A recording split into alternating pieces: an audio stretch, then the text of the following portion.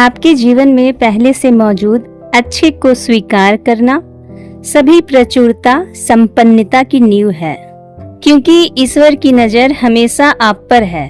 आप भले इस बात को इग्नोर कर सकते हैं, लेकिन आपकी प्रार्थना के आप पर महान प्रभाव हो सकते हैं।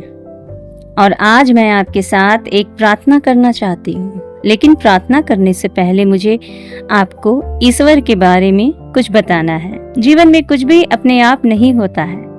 किसी भी घटना का संयोग ईश्वर ही बनाता है, या फिर ईश्वर इसकी अनुमति देता है। और अगर आप यहाँ इस वीडियो पर आए हैं तो ये सच है, भगवान आपको आशीर्वाद देना चाहते हैं। ये प्रार्थना दुनिया की सबसे मजबूत और प्रसिद्ध प्रार्थनाओं में से एक है।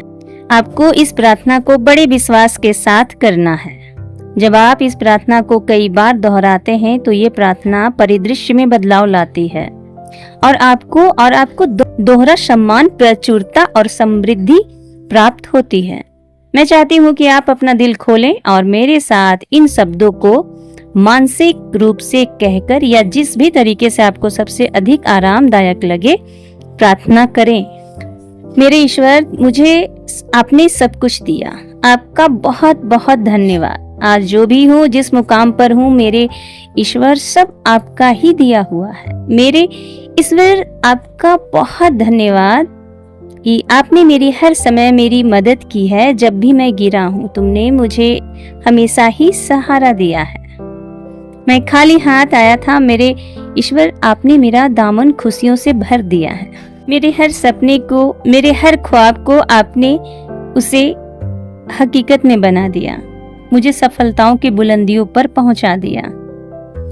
हर मुश्किल को आसान बना दिया और हर दुख को मेरे रास्ते से आपने हटा दिया है। आपने मुझे सब कुछ दिया, इसके लिए मैं आपका बहुत धन्यवाद करती हूँ। मुझे प्यार करने वाला एक साथी, एक सभ्य आदर्श परिवार दिया।